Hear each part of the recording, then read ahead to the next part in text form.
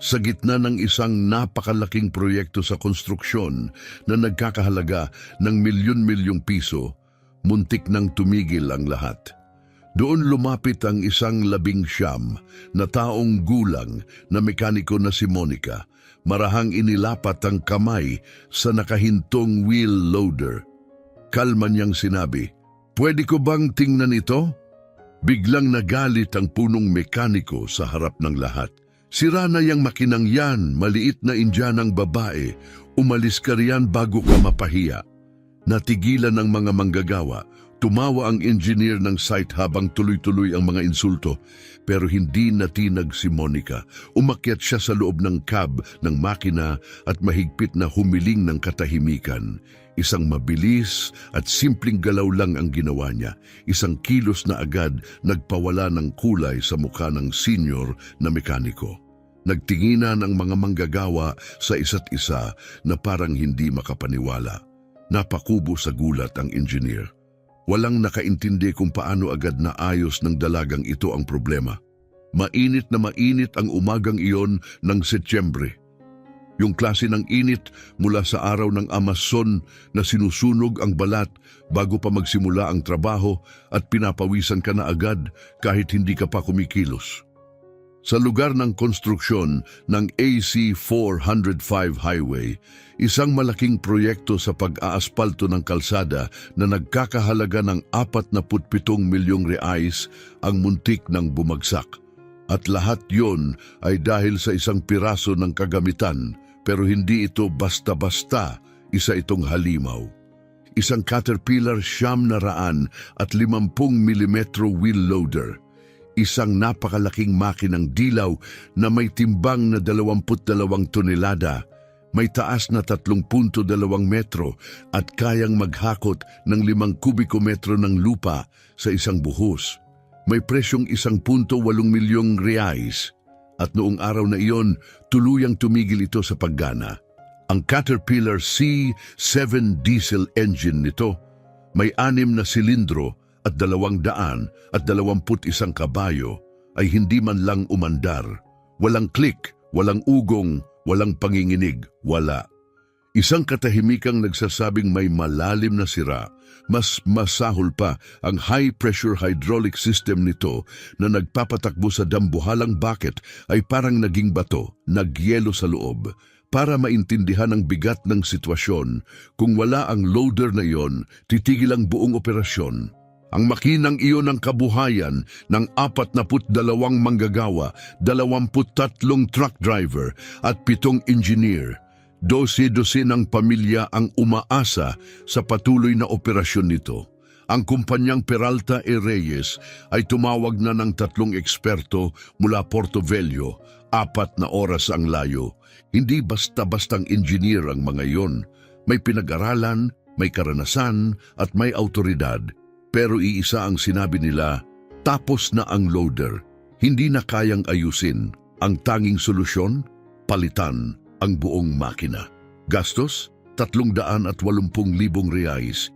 Kayang wasakin ng halagang iyon ang buong budget ng proyekto at magdudulot ng tanggalan ng mga empleyado. Lumaganap ang tensyon at takot sa buong site.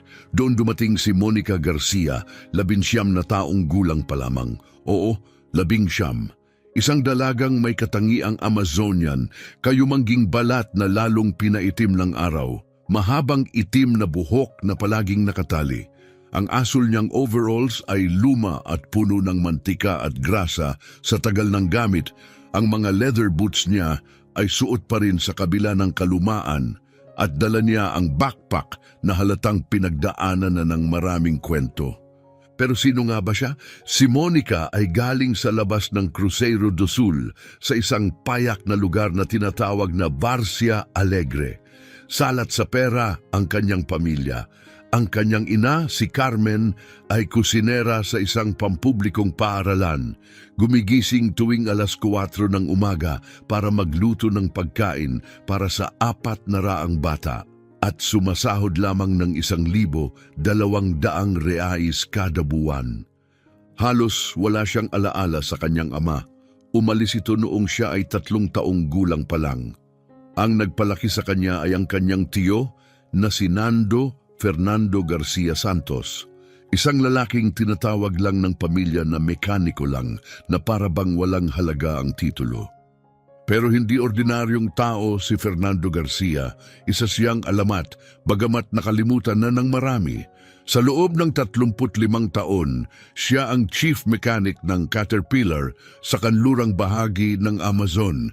Hindi ito basta-bastang trabaho, pinapanatili niyang umaandar ang mga pinakamasalimuot na makinarya sa mga malulupit na kondisyon, kung saan ang kahalubigbigan ng kagubatan ay nagpapakalawang ng bakal, ang putik ay bumabara sa mga sistema, at ang init ay sumisira sa mga parte. Minsang inalok si Fernando ng Caterpillar Brazil ng mataas na posisyon sa São Paulo, isang trabahong may sweldo na katumbas ng 60,000 reais kada buwan ngayon. Tinanggihan niya. Bakit? Dahil hindi niya kayang iwan ng Amazon o ang kanyang pamilya. Ngayong retirado na ng 8 taon, simple pa rin ang pamumuhay ni Fernando sa parehong lugar kung saan lumaki si Monica. Para sa ibang kamag-anak, parang sinayang niya ang kanyang buhay. Pero iba ang tingin ni Monica sa kanya mula pa nung siya'y 11 taong gulang. Sinundan niya ang bawat trabaho ng kanyang tiyo, pinanood ang bawat galaw, nagtatanong ng walang katapusan at sinipsip ang lahat ng kaalaman na para bang siya ay isang espongha. Para kay Fernando, siya ang estudyanteng matagal na niyang inaasam. Itinuro niya ang lahat. Diesel engines, hydraulic systems, transmission, differential, lahat. Pero hindi doon nagtapos si Monica. Sa umaga, nagtatrabaho siya sa isang maliit na motorcycle repair shop para sa sahod na ₱900 kada buwan. Sa gabi, nag-aaral siya ng diesel mechanics sa Senay. Siya lang ang nag-iisang babae sa klase.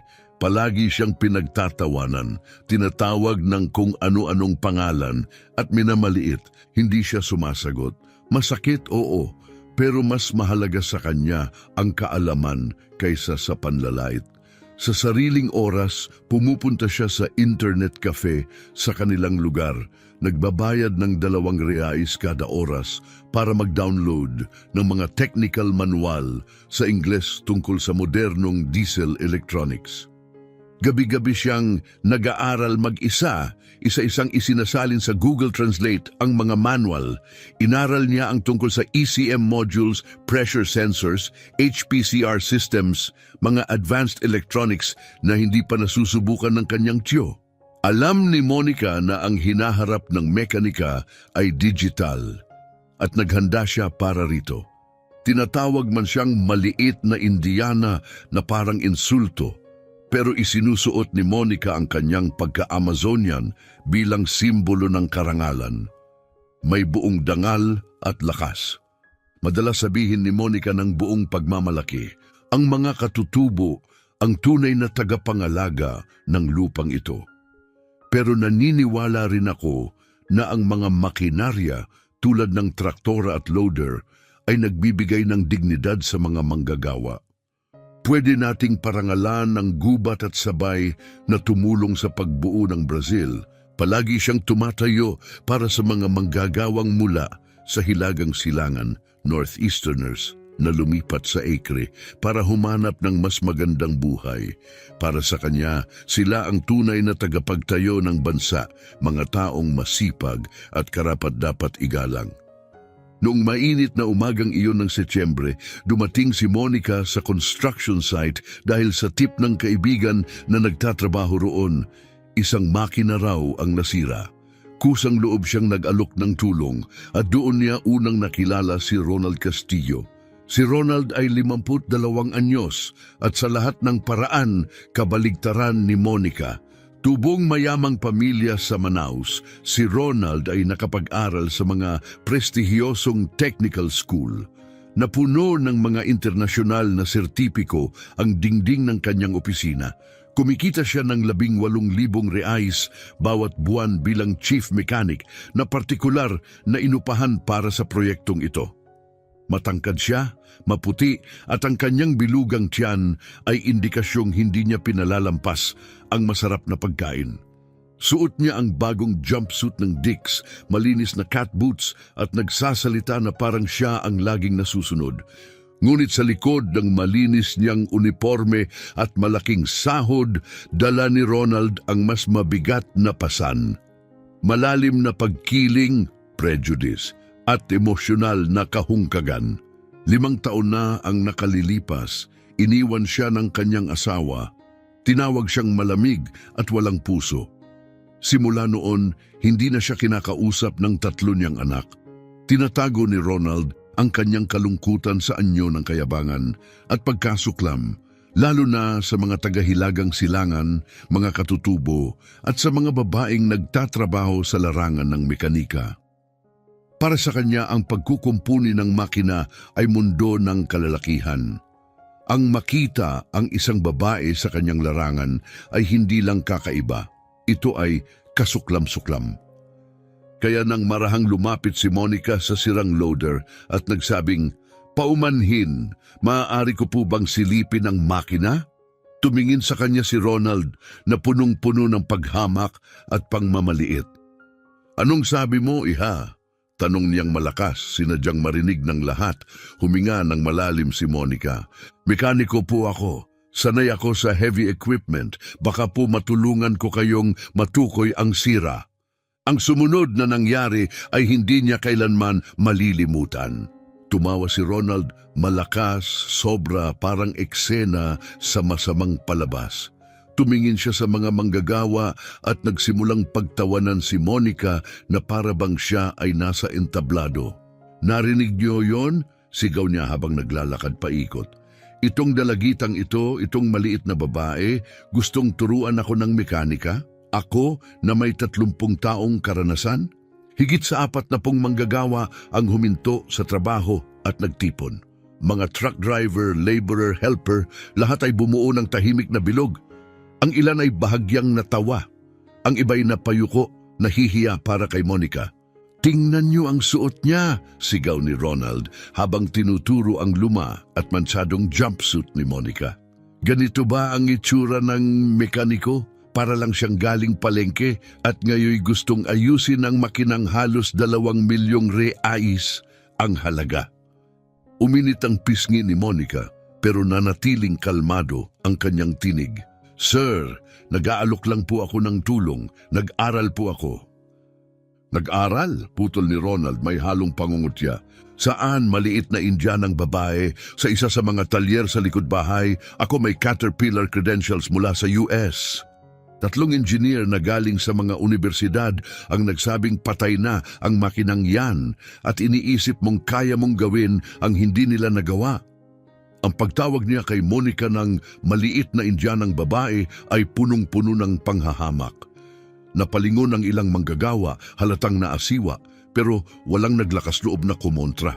Alam nilang may kapangyarihan si Ronald na tanggalin sila sa trabaho. At ito, mga kaibigan, ay simula pa lamang. Hindi pa natapos si Ronald.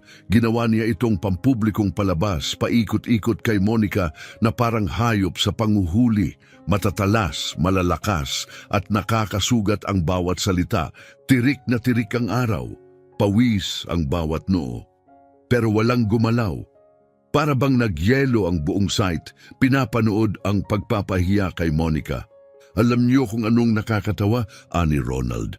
"Baka ni hindi nito alam ang kaibahan ng diesel at gasoline engine. Baka iniisip pa niyang pinapaandar ang loader sa katas ng puno." May ilan pang natawa. Nanlaki ang mata ni Monica. Ramdam ang luha sa gilid ng mga mata, pero hindi niya pinakawalan. Pinisil niya ang palad sa loob ng kanyang bulsa. Nagmarka ang kuko sa kanyang balat. Hindi siya iiyak. "Ginoong Ronald," ang kanyang tinig ay matatag. "Sa totoo lang po, pinag-aralan ko ang modern diesel injection technology." "Nag-aral ka raw?" sigaw ni Ronald. Lumapit hanggang maamoy na ni Monica ang lumang kape sa hininga niya. "Alam mo kung saan ka nararapat, iha? Sa bahay, nag-aalaga ng anak, naglalaba, nagluluto, doon nababagay ang babae. Hindi dito. Hindi sa harap ng tunay na lalaki at lalong hindi sa harap ng makinang mas mahal pa sa buong buhay mo." Bigla, may isang lalaking lumapit, si Francisco Cruz, punong engineer ng buong proyekto. Siya ay 61 taong gulang, may pilak na buhok at tindig na parang dating sundalo. Nagkaroon ng kaunting pag-asa si Monica. Baka siya na ang magtatanggol sa kanya. Pero ang kanyang sinabi ay tuluyang bumasag sa puso ni Monica. Kailangan niyang matutunan ng lugar niya, Ronald, ani Francisco, na may kasamang tawa. Hayaan mo siyang umalis na may hiya para matuto siya ng leksyon. Parang nawalan ng hangin si Monica. Maging ang pinakamataas sa site ay pumanig kay Ronald. Tumingin siya sa paligid, umaasang may kakampi. Doon niya nakita si Ricardo. Si Ricardo ay 71 taong gulang, tubong Garanhuns, Pernambuco. 40 taon na siyang nasa Acre para magtrabaho. Batik na ng araw ang kanyang mukha at ngayon ay nakakunot ito sa galit. Lumapit siya. "Ginoong Ronald, patawad po pero sobra na kayo," ani Ricardo. Garal-galang boses na pinatigas ng sigarilyo at dekadang pagtatrabaho. Nag-alok lang siya ng tulong. Hindi niya dapat pinapahiya ng ganito. "Tumahimik ka dyan, matandang hilagang silangang yan," sigaw ni Ronald. "Ano? Gusto mo ring makisali?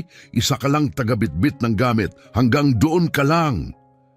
Kayong mga taga-hilagang silangan, pare-pareho. Akala nyo dahil naghahanap kayo ng trabaho, may karapatan na kayong makialam. Ikaw at ang babaeng yan, bagay nga kayo, pareho kayong walang silbi. Nanahimik si Ricardo, napahiya, bumagsak ang kanyang balikat. At iyon ang sandaling may nabasag sa loob ni Monica. Hindi na ito tungkol sa kanya. Tungkol ito sa bawat taong inalipusta dahil sa kanilang pinagmulan, kulay, kasarian o kahirapan. Pero hindi pa tapos si Ronald. Bumalik siya kay Monica, naka-cross arms, nakangiting parang demonyo. "Linawin ko lang sa'yo, maliit na Indianang babae," aniya. Ang makinang ito, ang Caterpillar 900 at 50M, ay sinuri na ng 3 engineer. Mga lalaking may diploma mula sa federal na universidad, mga tunay na profesional. At alam mo ba kung anong sabi nila? Patay na ang makinang yan, tapos na, wala nang pag-asa. Patay na talaga yan, maringgit ni Ronald. Yung C7.1 engine na yan, 6 na silindro, 200 at 21 kabayo, wala na. Naiintindihan mo ba yan o gusto mong dahan-dahanin ko pa para sa'yo? Huminga ng malalim si Monica bago sumagot. "Alam ko po kung ano ang ibig sabihin ng beyond repair. Pero minsan, putol muli ni Ronald, muling itinaas ang boses. Walang minsan-minsan dito. Nakakagulat lang talaga na iniisip mong mas magaling ka pa sa 3 professional na engineer. Ikaw, isang 19 na taong dalaga galing sa mahirap na lugar? Baka nga hindi mo pa natapos ang high school." "Natapos ko po," tahimik na tugon ni Monica. "At nakapagtapos din po ako ng technical course sa Senay." Tumawa si Ronald, malakas at masakit pakinggan sa gitna ng construction site. "Senay," aniya habang nangiinsulto. "Oo naman, yung maliit na public school kung saan kahit sino pwedeng pumasok. At ngayon, iniisip mong sapat na iyan para tumapat sa mga engineer na nag-aral sa totoong universidad?" Lumapit si Francisco Cruz, ang punong engineer, at ipinatong ang kamay sa balikat ni Ronald. Hindi naman siya mali, pero sa pagkakataong ito, tama si Ronald, sabi niya. "Wala na talaga ang engine. Nakausap na namin ang Caterpillar. Magpapadala sila ng bagong makina mula São Paulo. Tatagal ng 3 linggo. Oo, madedelay ang proyekto, pero wala na tayong ibang option. Tapos na ang makinang to, wala na." Inulit ni Ronald ang mga salita, mabagal at may halatang tuwa. "Narinig mo yon, maliit na Indianang babae. Patay, wala na, walang silbi. At ikaw nagpapakitang parang may alam na parang makatulong ka talaga. Nakakatawa." At doon nagbago ang lahat. Tumindig si Monica, tumitig ng diretso kay Ronald at sinabi, kalma, matatag, at mas malakas pa sa dati. Paano kung mapatunayan kung mali kayo? Biglang natahimik ang buong construction site. Tanging ihip ng hangin sa mga puno ang maririnig. Napakunot noo si Ronald, tila di makapaniwala sa narinig. Anong sinabi mo? Sabi ko, ulit ni Monica, ngayon ay mas malakas ang boses. Paano kung mali kayo? Paano kung hindi patay ang makinang ito? Paano kung makita ko ang totoong sira? Yung hindi nakita ng 3 engineer ninyo? Naging tangisi ang pagtataka sa mukha ni Ronald. Tumingin siya kay Francisco nang ngumiti rin, tila may bagong aliw na sasalubungin. Ito ang gusto ko. Pumalakpak si Ronald parang isang ringmaster na naghahanda ng palabas. Mga Ginoo, makinig kayo, may palabas na magsisimula. Muling umikot si Ronald kay Monica parang aktor sa entablado. O sige, ganito ang laro. Ikaw lang, walang tulong mula kahit kanino. Ang kailangang makahanap ng sira ng loader na to. Isang bagay na hindi nakita ng 3 lisensyadong engineer. Kapag nagawa mo yon, luluhod ako sa harap ng lahat at magsosorry. Aaminin kong mali ako. Aaminin kong mas magaling ka sa akin. May ilan sa mga manggagawa ang nagsimulang maglabas ng cellphone. Gusto nilang i-record ang palpak na inaasahan nilang mangyayari. Ngunit itinaas ni Ronald ang daliri at sa kanyang mata ay nagningning ang malupit na kasiyahan. Pero kapag nabigo ka at sigurado akong mabibigo ka, may gagawin ka rin para sa akin. Sasabihin mo ng malakas sa harap ng lahat at ng kamera na ang mga babae ay hindi nababagay sa trabaho ng mabibigat na makinarya. Aaminin mong nagkamali ka at pangakong hindi ka na muling mag-aalok ng serbisyo mo sa kahit anong construction site dito sa rehiyong to. Tapos ka na, wala nang ikalawang pagkakataon. Ang munting pangarap mong maging mekaniko, wala na. Mabilis ang tibok ng puso ni Monica, parang tambol sa kanyang dibdib. Naisip niya ang kanyang tiyonando na ilang taon siyang tinuruan. Naalala niya ang mga gabing gising pa rin siya, binabasa ang mga manual, isa-isang isinasalin ang mga salitang teknikal. Naalala niya ang kanyang ina na gumigising ng madaling araw para magluto sa daan-daang bata, kapalit ng halos walang kinikita. Naalala niya si Ricardo, ang matandang manggagawang nagtangkang ipagtanggol siya pero pinatahimik sa harap ng lahat. At higit sa lahat, naalala niya kung ilang beses siyang tinawag na maliit na Indianang babae na parang isa itong panlalait, pero sa totoo lang, iyon ang kanyang pinakamalakas na sandata. At sa kanyang isipan, muling umalingaw-ngaw ang mga salita ng kanyang tiyo. Hindi nagsisinungaling ang mga makina, Monica. Wala silang pakialam sa lahi, kasarian o estado sa buhay. Nagsasabi lang sila ng totoo kung marunong kang makinig. Itaas ang kamay si Monica. Sige, tanggap ko ang hamon. Hinawakan ni Ronald ang kamay niya nang may sobrang lakas, tila nais siyang takutin.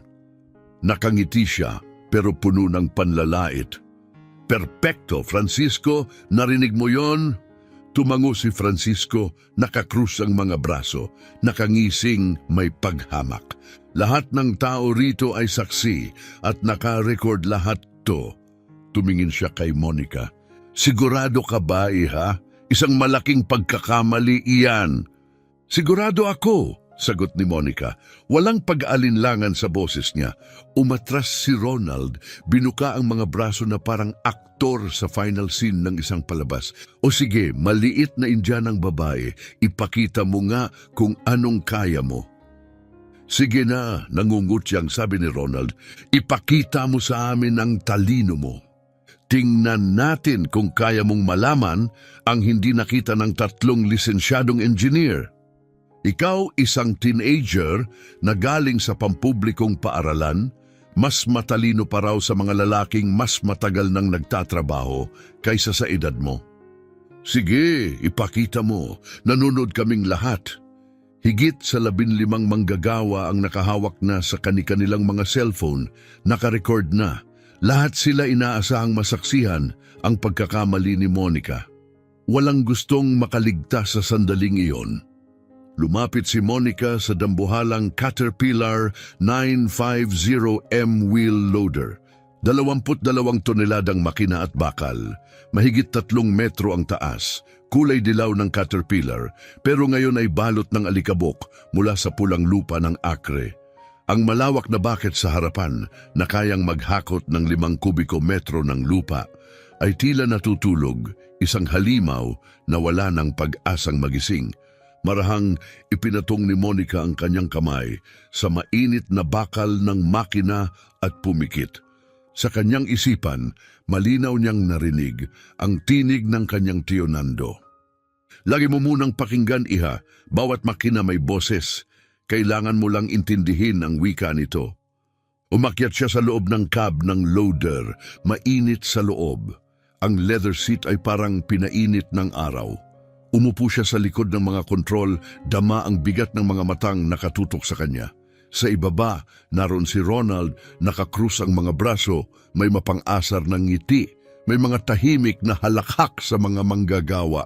Katahimikan, sigaw ni Monica mula sa cab. Kailangan ko ng ganap na katahimikan. Tumaas ang kilay ni Ronald at kuno ay nagbigay galang. Narinig niyo siya, mga Ginoo. Hayaan nating magpakitang gilas ang dalaga. Enjoyin natin ang palabas. Tumahimik ang buong construction site. Pinihit ni Monica ang susi ng ignition. Walang tunog, walang click, walang ugong, walang galaw mula sa makina. Sinubukan niyang muli, wala pa rin. Pangatlong beses, wala pa rin. Patay ang makina, pero hindi lang niya ito sinusubukang paandarin. Nakikinig siya, hindi sa tunog, kundi sa kawalan nito, sa mga palatandaan, sa mga clue na hindi nakita ng iba. Sa katotohanan na hindi napansin ng 3 engineer at doon niya ito nakita. Nakita niya ang bagay na hindi napansin ng mga veteranong profesional. Nakita niya ang katotohanang hindi kailanman inisip ni Ronald sa kabilaan ng kanyang yabang at pagpapakitang gilas.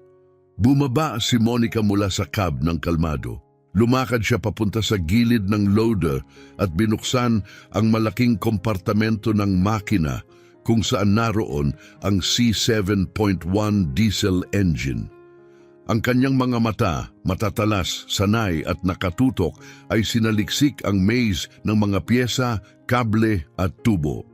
Ang parehong mga matang nilait ni Ronald, ilang minuto lang ang nakaraan, ngayon ay unti-unting lumalapit sa katotohanan. Ang mga sumunod na sandali ay magiging bahagi ng alamat ng lugar na iyon. Sinuri ni Monica ang C7.1 engine na may matinding focus. Ang kanyang mga kamay, maliit pero batikan, ay gumalaw ng may katiyakan. Tiningnan ang mga kable, kinapa ang fittings, sinundan ang hose at koneksyon, hinahanap ang bagay na hindi nakita ng iba. Napakalalim ng katahimikan, maririnig mo ang ihip ng hangin sa kagubatan. Nakapako ang lahat ng manggagawa sa kanilang kinatatayuan. Maging ang araw ay tila tumigil. Nanatiling nakatayo si Ronald, nakakrus pa rin ang braso, may mapanlait ng ngiti sa mukha. Sa taas niyang 1.85 metro, nangingibabaw siya sa karamihan. Maputi, may matatalas na tampok na Europeo. Palagi niyang sinisiguro na alam ng lahat ang kaibahan niya. Si Ronald Castillo ay isinilang sa Rio de Janeiro, anak ng mga imigranteng Italyano mula sa rehiyong Veneto na lumipat sa Brazil noong dekada 60. Ang kanyang lolo, si Giuseppe, ay dating mekaniko ng barko sa pantalan ng Rio. Lumaki si Ronald na pinupunuan ng kwento tungkol sa superioridad ng Europa, kung paanong ang mga Italyano ay naging haligi ng makabagong Amerika. Paglipat niya sa Manaus sa edad na 25, dala niya hindi lang ang kaalamang galing sa mamahaling paaralan, kundi isang tahimik pero matatag na paniniwala na mas mataas siya kaysa sa iba. Para sa kanya, ang kanyang balat, taas at apelyido ay patunay ng pagiging mas mahalaga. Ang mga katutubo, ang mga tagahilagang silangan, ang mga manggagawang kayumanggi ay mas mababa. Mga gamit, hindi kapantay, lalong hindi pinuno. O maliit na Indianang babae, sigaw ni Ronald kunwaring may pag-uusyoso. Nahanap mo na ba ang sikreto o na-realize mong katawa-tawa lang pala to? Hindi sumagot si Monica. Abala na siya sa high-pressure fuel injection system. Ang kanyang mga kamay ay nasa rail components. Ang tatlong engineer na tumingin sa makina noon ay nakatuon lamang sa HP3 injection pump. Iniisip na ito ang may sira. Sinukat nila ang pressure, nilinis ang linya, pinalitan ang filter at binuksan ang pump casing. Lahat ng mechanical ay gumagana kaya dineklara nilang patay na ang makina. Pero si Monica iba ang tinahak. Hindi lang niya tinitingnan ang mechanical. Ang kanyang paningin ay nasa kumukontrol sa mga ito, ang electronics. Taon siyang nag-aral, mag-isa, walang bayad, upang maunawaan ang mga sistemang ito, mga sistemang iniiwasan ng maraming tradisyonal na mekaniko dahil sa sobrang komplikado. Nahanap niya ang ECM, Electronic Control Module, ang utak ng makina. Ang bahagi na nag-uutos sa bawat injection, bawat adjustment, bawat kilos. At doon tumigil ang kanyang mata sa isang maliit na sensor, ang rail pressure sensor, konektado sa high pressure system. Sa malapit, napatingin sa relong ginto ng kanyang Casio si Francisco Cruz at napabuntong hininga. Ronald, parang masyado nang matagal to, bulong niya. Halatang nababagot. Wala siyang alam sa ginagawa niya, bulong ni Francisco habang iniiwasang tingnan si Monica. Tigilan na natin ang kalokohang to. Pero si Ronald, sabik sa palabas, itaas palalo ang kamay na parang direktor sa entablado. Hindi. Hayaan natin siyang tapusin. May pustahan na yan, di ba? Kailangan niyang panindigan. Lumapit siya ng may mapanlait ng ngiti. 5 minuto na lang. Maliit na Indianang babae, tapos sasabihin mo ng malakas na hindi bagay ang mga babae sa mekanika at aalis ka sa site na to habang buhay. At doon tahimik na lumayo si Monica sa loader. Lumapit siya sa kanyang lumang silver na Honda CG 160 motorcycle, yung nabili niya ng second hand sa halagang 2,500 Brazilian real, ang nag-iisa niyang sasakyan. Sa likod nito nakatali ang luma niyang backpack, halos wasak na ang mga sintas. Binuksan niya ito at kinuha ang isang 14 na pulgada Dell laptop na may basag na gilid. May mga kupas na sticker sa takip. Isa iyong 5 o 6 na kamay na laptop na nabili niya sa junkyard sa halagang 300 Brazilian real at siya mismo ang nagayos. Tumawa ng malakas si Ronald. Ano yan ngayon? Mag-e-email ka sa loader, i-google mo kung paano siya buhayin? Hindi siya pinansin ni Monica. Bumalik siya sa loader, hawak ang laptop, matatagang focus. Binuksan niya ang side panel ng makina, hinanap ang nakatagong diagnostic port at ikinonekta ang cable. Isang cable na siya mismo ang gumawa at naghinang gamit ang murang piyesa mula sa electronics shop. Lumapit si Ronald, nakakunot ang noo. Anong ginagawa mo? Diagnostic port ito, sagot ni Monica, hindi man lang tumingin sa kanya. Ako ang gumawa ng cable na to. Nagbibiro ka, di ba? Sabat ni Ronald. Wala ka nang ang tamang kagamitan. Ang diagnostic software ng Caterpillar ay nagkakahalaga ng mahigit 45,000 Brazilian real. At yung laptop mo, halos sira na. Malamang piratang software pa ang gamit mo. Pero abala na si Monica sa pagtatype. Ang hindi alam ni Ronald, hindi rin alam ng sino man doon, ay 8 buwan na niyang pinag-aralan ang vehicle diagnostics. Nanood siya ng mga video sa YouTube sa Ingles, nagbasa ng mga forum, nagsanay sa simulation software at natutong i-modify ang mga ordinaryong computer para makabasa ng data mula sa industrial equipment. Maaring illegal, maaring hindi lisensyado, pero gumagana ito. Lumabas ang mga linya ng code sa screen, bumaha ang diagnostic data. Mabilis na gumalaw ang mga daliri ni Monica sa keyboard. Nag-navigate siya sa menu, nagbasa ng error logs at nagbigay ng mga utos sa system na may kumpiyansa. Doon naramdaman ni Ronald ang isang hindi pamilyar na bagay, pagdududa.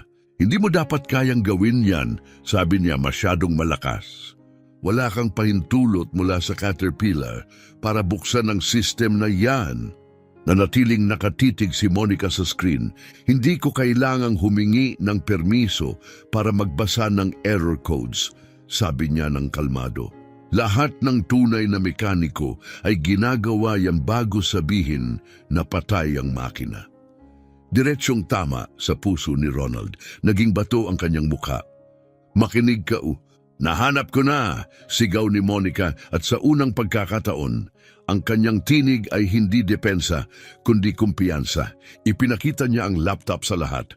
Kumislap ang pulang error code, PNT092. Ano yan? Tanong ni Francisco, lumapit, nakakunot ang noo. Tumayo ng tuwid si Monica at huminga ng malalim. Ito na ang kanyang sandali. Hindi mekanikal ang problema, panimula niya, kalmado, pero may autoridad. Akala ng mga engineer na sira ang high-pressure fuel pump, kaya inakala nilang patay ang makina. Mali sila, maayos ang pump, gumagana ito ng perpekto. Imposible, sigaw ni Ronald. Sinubukan nila lahat, sinukat ang pressure, binuksan ang pump mismo. Tiningnan siya ni Monica, tuwid ang paningin. At wala ni isa sa kanila ang nagkabit ng diagnostic system para i-check ang electronic faults. Hindi nila sinuri ang utak ng makina. Itinuro niya ang code sa laptop. Code P092. Ibig sabihin, fuel rail pressure sensor circuit. Low input.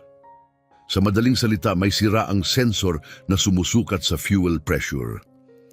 Tahimik si Ronald, pero ang mga manggagawa ay nagsimula ng lumapit, interesado. Gumagamit ang makinang ito ng HPCR system, High Pressure Common Rail, paliwanag ni Monica. Ang sensor ang nagbibigay ng reading sa ECM, Engine Control Module. Kung mali ang reading, hihinto ang buong sistema. Lumakad siya pabalik sa makina at itinuro ang isang maliit na piyesa sa likod ng metal piping. Itong sensor na to, Caterpillar part number 323,164, ang nagmamonitor ng pressure ng fuel rail. Ang engine na ito ay umaandar sa 1,600 bar, mahigit 23,000 PSI, sapat para hiwain ang bakal, kaya mahigpit ang safety protocols ng ECM. Bumalik siya sa laptop at tinapik ang screen. Ang sensor na to ay nagbibigay ng maling reading. Ayon sa computer, iniisip nitong ang pressure ay 2,400 bar. May ilang manggagawa ang napabulalas. Iniisip ng ECM na nasa sobrang presyo ng system, pwedeng sumabog. Kaya anong ginagawa nito? Tumingin siya sa paligid, pinalot ng katahimikan ang lugar. Isinasara nito ang lahat, tinitigil ang fuel injection, kaya hindi umaandar ang engine. Hindi patay ang makina, pinoprotektahan lang nito ang sarili nito. Ipinatigil ng makina ang sarili nito para protektahan ang sistema, mahinahong sabi ni Monica. Sa pagkakataong iyon, iba ang katahimikan na bumalot sa construction site. Hindi ito katahimikan ng panlalait, hindi rin ito katahimikan bago ang isang biro. Ito'y katahimikan ng hindi makapaniwala, walang gumalaw, walang huminga, mabigat ang hangin, puno ng pagkamangha. Pero hindi pa tapos si Monica. Gumagamit ang Caterpillar 950M na ito ng C7.1 engine na may dual injection system, pilot at main phases. Ang eksaktong oras ng pag-inject ng diesel sa cylinders ay nakadepende sa sensor na ito. Kapag maling data ang ipinadala ng sensor, titigil ang buong makina. Pero ang engine mismo, ang fuel pump, injectors at lahat ng mekanikal na bahagi ay maayos. palitan ang buong engine sa halagang 380,000 Brazilian real para mo lang sinusunog ang pera. Nanatiling nakatayo si Ronald. Bumuka ang bibig niya pero walang lumabas na salita. Magkano ang sensor na iyan? Tanong ni Francisco. Ngayon ay wala ng bahid ng yabang ang boses. 800 at 70 reais, mabilis na sagot ni Monica. $890 kumpara sa $380,000. Yan ang pagkakaiba ng tunay na diagnosis at ng pabayat maling hula. Kasinungalingan! Biglang sigaw ni Ronald, nanginginig ang boses. Peke yan, niloko mo kami. Yang laptop mo, binago mo ang error code. Panlilin lang to. Tahimik at matatag na humarap si Monica sa kanya. Kung talagang masinsinan ng mga engineer mo, Ginoong Ronald, wika niya, bakit wala ni isa sa kanila ang kumabit ng diagnostic tool? Bakit walang tumingin sa ECM error logs? Bakit agad nilang ipinagpalagay na sira ang mechanical nang hindi man lang sinuri ang electronics? Hindi sumagot si Ronald. Ang kanyang maputlang mukha na dati puno ng yabang, ngayoy baluktot ng galit, kahihiyan at kawalang magawa. Patutunayan ko, deklarasyon ni Monica, papalitan ko ang sensor dito mismo ngayon din at i-start ko ang makinang to na parang bago. At kapag nangyari yon, tutuparin mo ang pangako mo. Luluhod ka at hihingi ng tawad. Wala ka namang piyesa, sigaw ni Ronald, desperadong kumakapit sa huling pag-asa. Pero ngayon lang muli, ngumiti si Monica, hindi malapad ng ngiti, isang maliit pero kumpiyansang kurba sa labi, sapat para malaman mong sigurado siya. Lumakad siya papunta sa kanyang motor, binuksan ang backpack at kumuha ng maliit na kahon ng Caterpillar. Nakalimbag sa label, part number 323164. Palagi akong may dalang pressure sensor, sabi niya. Isa ito sa mga pinakakaraniwang nasisirang bahagi sa modern diesel machines. 6 na buwang akong nag-ipon para makabili ng 3. $300 kada isa, imported mula Paraguay. Pero totoong Caterpillar parts yan. Umatras si Ronald, tila tinamaan ng malakas na sampal. Si Francisco, tulala sa kahon, ang dating pagdududa ay napalitan ng paggalang. Si Ricardo, ang matandang manggagawang unang tumayo para kay Monica, ang unang pumalakpak. Sa una marahan, sinundan ng iba, mga tagahilagang silangan, mga katutubo, mga technician, hanggang sa naging isang dambuhalang palakpakan ang lumaganap sa buong site. At si Ronald Castillo, ang mahal na bayad na chief mechanic mula Rio, taglay ang apelidong Italiano at mamahaling pagsasanay, ay napagtanto na siya'y natalo ng mismong babaeng ilang minuto lang ang nakalipas, ay tinawag niyang walang silbi. Kinuha ni Monica ang kanyang pulang metal toolbox, ang gamit na minsang pagmamay-ari ng kanyang tiyonando, ipinamana sa kanya na parang kayamanang pamana at nagsimulang magtrabaho, maingat, mapanuri, eksakto. Inalis niya ang sirang pressure sensor mula sa HPCR system. Isang maliit na silindro, mga 8 sentimetro ang haba, may 6-pin electrical connector. Ipinakita niya ito sa karamihan. Halata ang sira, berdeng kalawang sa mga pin. Ang matinding humidity ng Amazon ay pumasok sa seal gaya ng dati. Ito, sabi ni Monica habang taas kamay ang piyesa. Ang dahilan ng maling pressure readings, ang corrosion ay pumipigil sa tamang signal kaya ang ECM ay nagtitrigger ng shutdown bilang proteksyon. Walang sira ang makina, wala, ni Katiting. Sa loob ng wala pang 15 minuto, na-install niya ang bagong sensor. Nilinis ang contacts gamit ang electrical cleaner, sinigurado ang koneksyon, sinelyuhan muli at bumalik sa laptop. Sinunod niya ang bawat hakbang para i-reset ang ECM, mga hakbang na kabisa niya mula sa English manuals. Bawat galaw niya ay kumpiyansado, mabilis, eksakto. Tahimik si Ronald. Tuluyan nang nawala ang kulay sa kanyang mukha. Hindi na nakakrus ang braso ni Francisco Cruz.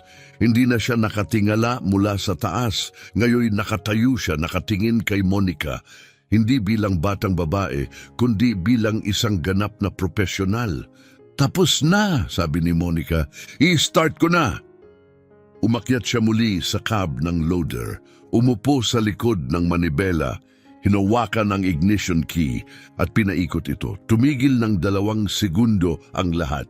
At pagkatapos, umungal ang makina. Bumuhay ang Caterpillar C 7.1 engine sa isang nakabibinging sigaw na yumanig sa lupa. Ang 221 horsepower ay sabay-sabay na nagising. Ang ingay ng diesel ay kumalat sa buong site na parang higanting muling nagising mula sa malalim na tulog. Sumingaw ang itim na usok mula sa tambutso. Kumikilos na muli ang loader. Ang hydraulic arms ay agad tumugon. Inangat at ibinaba ni Monica ang bucket na parang sanay na sanay. Lahat ay gumagana. Ang makinang patay na habang buhay, ayon sa 3 engineer, ay muling nabuhay sa kamay ng isang 19 na taong dalagang mekaniko. Sumabog sa palakpakan ang buong construction site. May sumipol, may sumigaw, may mga nagtapon ng helmet sa ere. May yumakap, umiyak, tumawa, hindi makapaniwala sa nakita. 42 pamilya na ilang minuto lang ang nakaraan ay nasa bingit ng pagkawala ng kabuhayan na isalba mula sa kapahamakan. Ang proyektong 47 milyong real ay ligtas na. At lahat ng ito ay dahil sa isang 800 at 70 real sensor na natukoy ng isang 19 na taong dalagang mekaniko sa loob lang ng kalahating oras. Pinatay ni Monica ang makina at bumaba mula sa cab. Bumuhos ang luha sa kanyang mukha, hindi dahil sa sakit kundi sa pagkaluwag. Bawat panlalait, bawat pagdududa, bawat kahihiyan, naghilom na. Si Ricardo, ang matandang manggagawang taga-Hilagang Silangan na unang pumanig sa kanya, tumakbo papalapit at niyakap siya. Alam kong may kakaiba sa iyo, Hija, pagpalain ka ng Diyos. Nanginginig ang kanyang tinig. Isa-isa, nilapitan siya ng mga manggagawa, nakipagkamay, tumapik sa likod, ngumiti ng may tunay na paghanga. Pero unti-unting nagbago ang atensyon. Lahat ng mata ay lumipat kay Ronald Castillo, ang chief mechanic na may 30 taong karanasan, sweldo na 18,000 real at yabang na akala mo'y hindi matitinag, ay nanatiling nakatayo, walang kibo. Nakababa ang mga braso, wala na ang dating tikas. Walang saysay ang kanyang apelidong Europeo, diploma o mamahaling bota. Natalo siya, ganap hayagan ng maliit na Indianang babae na pilit niyang binagsak. Lumapit si Francisco Cruz, ang chief engineer, at marahang nagsalita, sapat para marinig ng mga tao. May ipinangako ka, Ronald. Narinig ng lahat, naka-video pa nga. Pumikit si Ronald. Alam niyang kailangan na niyang harapin ito, pero parang bawat hakbang ay bumabasag sa lahat ng paniniwala niya sa sarili. Ronald, ulit ni Francisco, ngayon ay mas matigas ang tono. Tupad ka sa salita mo. Bumalik ang katahimikan, mas mabigat kaysa dati. Walang makina ang gumagalaw, walang nagsalita. Si Monica ay nakatayo lang, ilang metro ang layo, tahimik. Hindi niya kailangang magsalita. Sapat na ang kanyang presensya. Bumukas ang mga mata ni Ronald at unti-unti dahan-dahan lumapit siya kay Monica.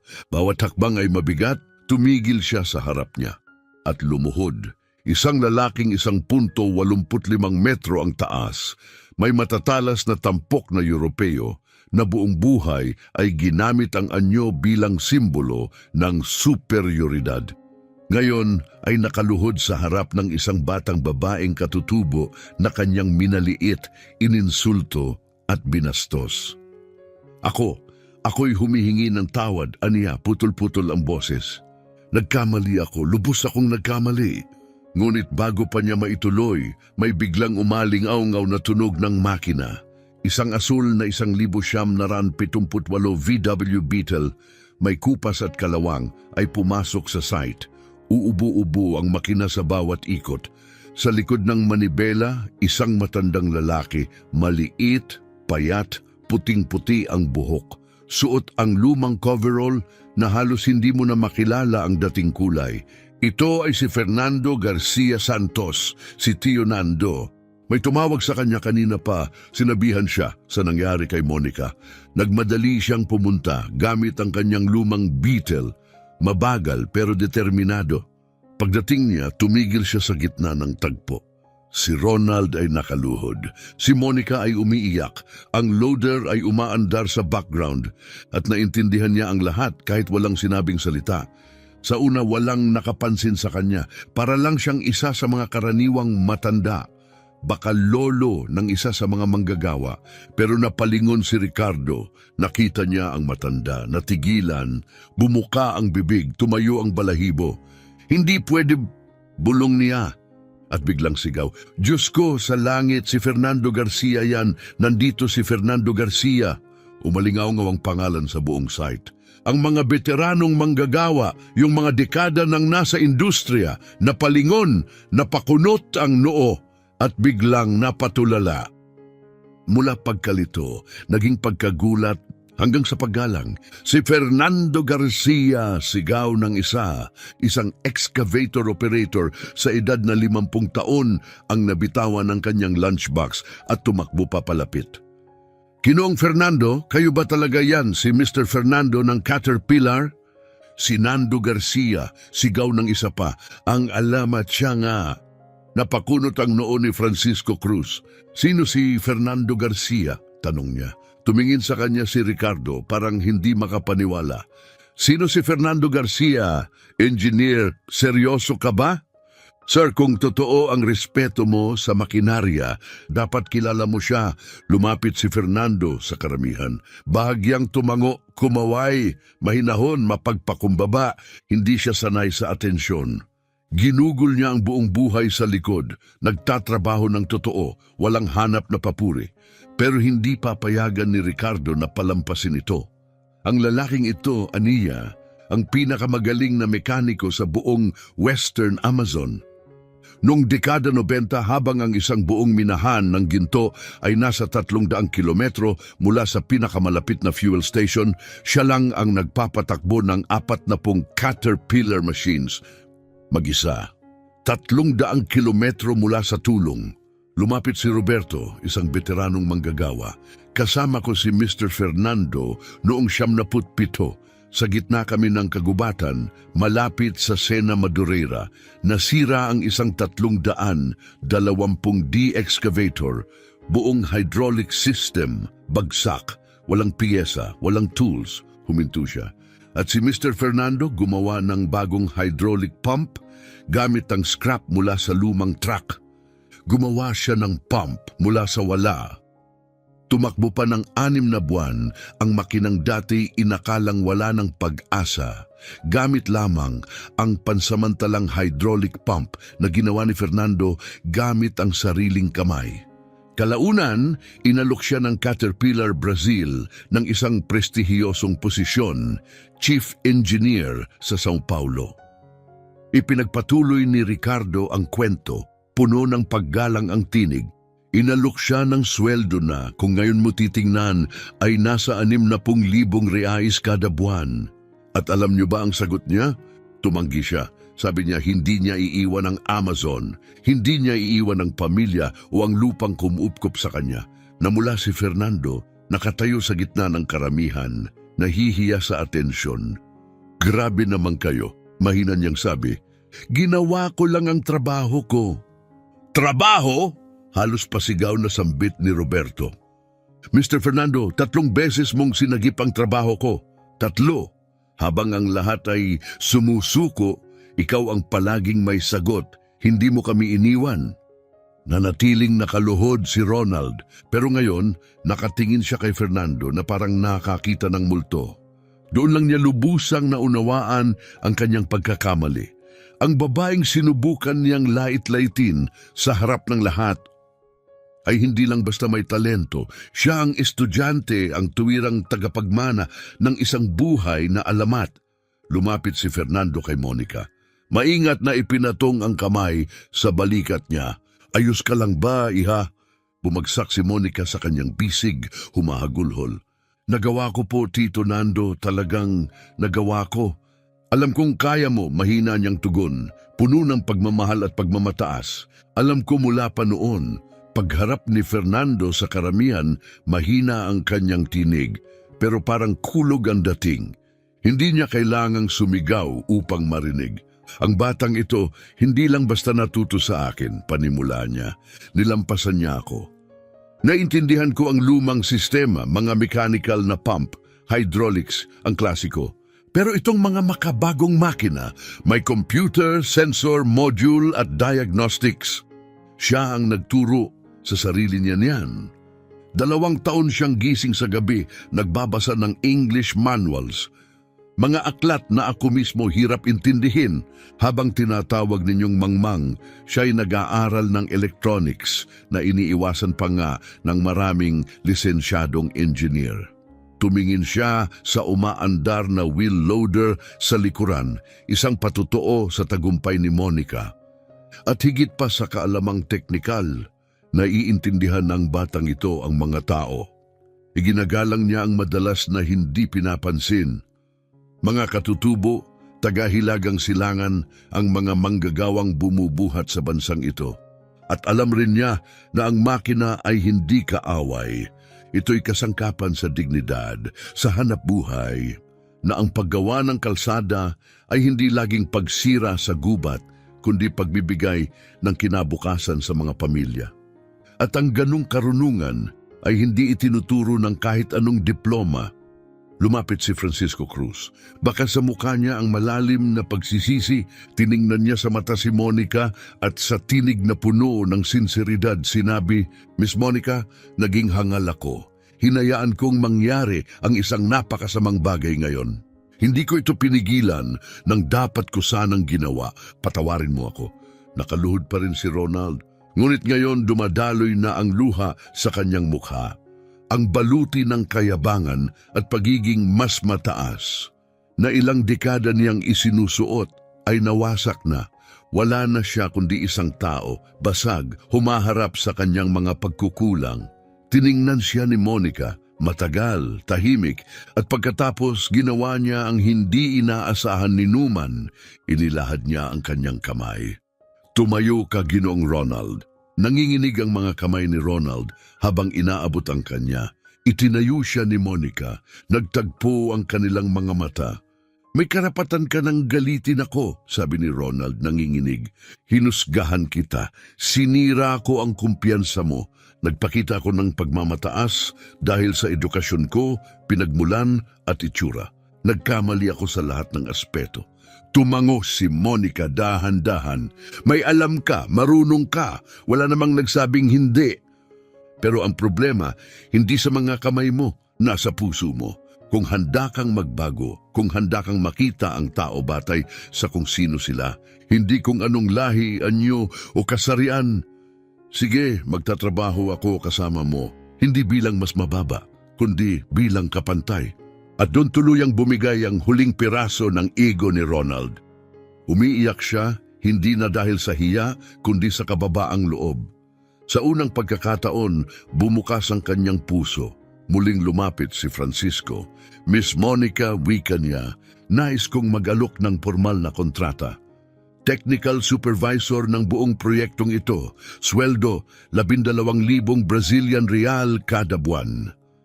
Ikaw ang magiging responsable sa 23 makina sa site. Fleet na may halagang 34 na milyong Brazilian real. Kailangan ko ng taong mapagkakatiwalaan at pinatunayan mong ikaw yon, natahimik si Monica. 12,000 reais. Mas malaki kaysa sa lahat ng kinita niya. Mas malaki pa kaysa sa isang taong sahod ng kanyang inang kusinera. At si Mr. Ronald, maingat niyang tanong. Mananatili siya, sagot ni Francisco. Bilang assistant mo, kung siya ay papayag, isang baligtaran ng papel, pero sa tingin ko ikabubuti ng lahat. Walang pag-aatubili. Tinatanggap ko, sagot ni Ronald, nakayuko. Sa mga oras matapos ang pagkumpuni, magkasamang nagtrabaho sina Monica at Ronald. Unang pagkakataon nilang naging magkapanig. Sabay nilang sinuri ang buong diagnostics ng Caterpillar, 750 M, tiniyak na lahat ng sistema ay maayos. Ang makinang minsang tinawag na wala ng pag-asa, ngayoy umaandar na parang bagong-bago. Kabuuang halaga ng pagkukumpuni, 890. Isang sensor, kung ikukumpara sa 380,000 Brazilian real para sa pagpapalit ng buong makina, napakalaki ng natipid. Pero higit pa roon, ang buong proyektong 47 milyon na real ay naligtas. 42 manggagawa, 23 truck driver, lahat ay nanatiling may trabaho. At lahat ng ito ay dahil sa tumpak na diagnosis ng isang batang babae na halos lahat ay binastos, binaliwala o minaliit. 10 buwan ang lumipas. Sa ilalim pa rin ng araw ng Amazon, sa parehong construction site sa Cruzeiro do Sul, malaki na ang nagbago. Si Monica Garcia, ngayon ay 20 taong gulang, ay naglalakad ng may tiwala sa sarili sa site. Suot niya ang malinis at opisyal na Caterpillar coverall, naka-steel toe boots at bitbit ang high-end diagnostic tablet na konektado sa mga makinang siya na ngayon ang namamahala. Siya ang pinakabatang technical supervisor sa kasaysayan ng Peralta y Reyes. Namamahala sa fleet ng makinarya na nagkakahalaga ng milyon-milyon. Kasama niyang nagtatrabaho si Ronald Castillo, dating kalaban, ngayoy kanyang technical assistant. Ang pagbabaliktad ng papel na sana'y nakakahiya para sa isang tulad ni Ronald ay naging kanyang paghilom. Nagbago si Ronald, nakipag-ayos sa kanyang 3 anak na ngayon ay madalas nang bumisita sa kanya sa Acre. Madalas niyang sabihin, "Hindi lang makina ang inayos ni Monica, ako rin." Nabuo ang ugnayan nila na parang magkapatid. Si Monica ang nagtuturo ng modernong sistema. Si Ronald ang naghahatid ng karunungan mula sa dekadang karanasan. Sila ngayon ang isa sa pinakamabisang tandem ng kumpanya. Ngunit ang pinakamatinding pagbabagong naganap ay malapit lang. Sa lupaing katabi ng site, nagtayo ang kumpanya ng bagong training center, 400 square meters of classroom, workshop bays, and hands-on equipment. Sa harap nito, isang malaking karatula ang nakapaskil, TON program, pagsasanay sa mekanika ng mabibigat na makinarya. Sa wakas, binigyang parangal si Fernando Garcia Santos, si Tio Nando. 3 beses sa isang linggo siyang nagtuturo, ibinabahagi ang dekadang karanasan sa diesel engines, hydraulic systems at preventive maintenance. Si Monica, na dalubhasa na sa makabagong makinarya, ay nagtuturo rin ng automotive electronics, diagnostics at electronic fuel injection. At si Ronald sa kanyang landas ng pagtubos ay nagtuturo ng workshops sa kaligtasan at profesional na etika, mga pagpapahalagang minsan niyang nilabag. Libre ang pagsasanay. Bukas ito para sa mga kabataang katutubo at tagahilagang silangan. Mga komunidad na dati hinamak ni Ronald. Sa loob ng 10 buwan, 47 estudyante ang nagtapos sa programa, 19 na ay kabataang katutubo mula sa iba't ibang tribo ng Amazon. 28 ay migrante mula sa Hilagang Silangan na pumunta sa Acre sa paghahanap ng trabaho. Sa kanila, 32 ay agad na nagkaroon ng trabaho sa mga construction sites sa rehiyon. Kumikita ng 3,000 real hanggang 8,000 real kada buwan. Si Carmen, ina ni Monica, ay nakapagretiro na sa nakakapagod niyang trabaho bilang kusinera sa paaralan. Sa bago niyang sahod, nakabili si Monica ng isang simpleng ngunit maayos na bahay sa gitna ng Cruzeiro do Sul. 3 kwarto, sapat para sa kanya, sa kanyang ina at kay Tio Nando. At si Fernando, ang lalaking minsan ay hindi pinansin kahit ng sariling pamilya. Ngayon ay pinaparangalan ng buong komunidad, Kumalat ang kwento ng 11 na taong gulang na babaeng nagligtas ng multimilyong proyekto sa buong rehiyon ng Acre. Naging simbolo si Monica, inaanyayahan siyang magsalita sa mga paaralan, ini-interview sa radyo at tinuturing na huwaran ng pagbangon at pag-asa. Pero nananatiling mapagkumbaba si Monica. Tuwing umaga, bago silipin ang mga makina o i-check ang logs, lagi siyang dumadaan sa TON Training Center.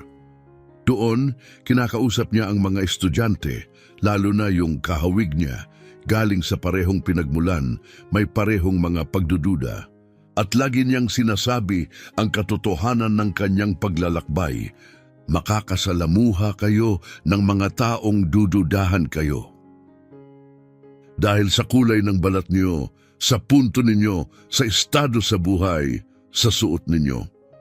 Pero tandaan ninyo ito, hindi interesado ang makina sa itsura mo. Hindi sila nagsisinungaling, nagsasabi lang sila ng totoo kung marunong kang makinig. At kapag napatunayan ninyo ang sarili ninyo, kapag ipinakita ninyo ang halaga ninyo sa pamamagitan ng kaalaman at dedikasyon, yung mga taong nilait kayo, mapipilitang rumespeto. At ang ilan sa kanila, tulad ni Ginoong Ronald, ay magbabago habang buhay. Sa likod ng silid, tahimik lang na nakatayo si Ronald at madalas may luha sa kanyang mga mata kapag naririnig niya ang mga salitang iyon. Hindi niya kailanman malilimutan ang araw na ang kanyang kamangmangan halos magwasak ng kumpanya, halos magtanggal ng 12 ng trabaho, at halos wasakin ang sarili niyang kaluluwa. At ang Caterpillar 950M, ang makinang tinawag nilang patay, buhay pa rin. Mahigit 3,000 oras ng operasyon simula noong inayos ni Monica. Patuloy na naghuhukay, patuloy na bumubuo ng kalsada, patuloy na tumutulong sa paghubog ng kinabukasan ng Acre. Hindi na ito basta makinarya, isa na itong simbolo. Isang monumento sa katotohanan na ang pinakamahal na pagkakamali sa buhay ay ang maliitin ang isang tao dahil sa pagkiling o paghusga. At si Monica Garcia, ang tahimik, kayumangging dalaga na minsang tinawag na ignorante, ay nagpatunay sa buong rehiyon na walang kulay ang kaalaman, walang kasarian, walang antas sa lipunan. Ang tunay na kaalaman ay nagsasalita lamang ng katotohanan.